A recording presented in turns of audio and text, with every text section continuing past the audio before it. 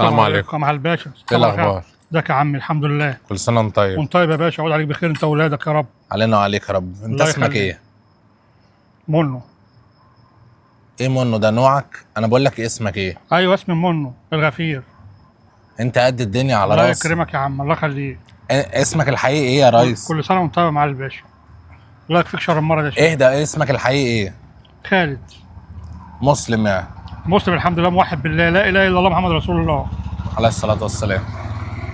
بص يا خالد، انا هتكلم معاك في حاجه صغيره كده. اتفضل يا معالي الباشا.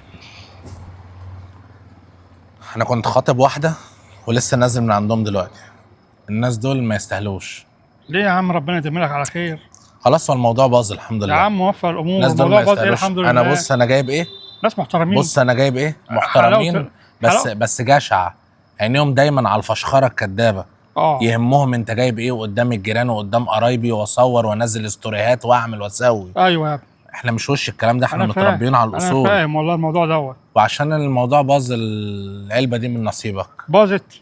والعلبه دي من نصيبي؟ نصيبك عشان انت ابن حلال. الله يكرمك، الله يخليك. وادعي لي ربنا يعوض عليا. روح ربنا يعوض عليك. ادعي لي يا عم خالد. شر المرض. كل سنه وانت طيب يا باشا. انت طيب. كل سنه وانت طيب مع الباشا. انت طيب يا عم خالد. كل سنه وانت طيب مع الباشا. الله يكفيك شر المرض. يا ما انت كريم يا رب.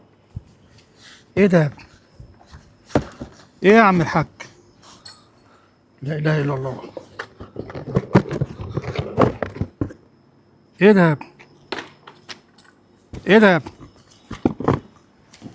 حته حلاوه.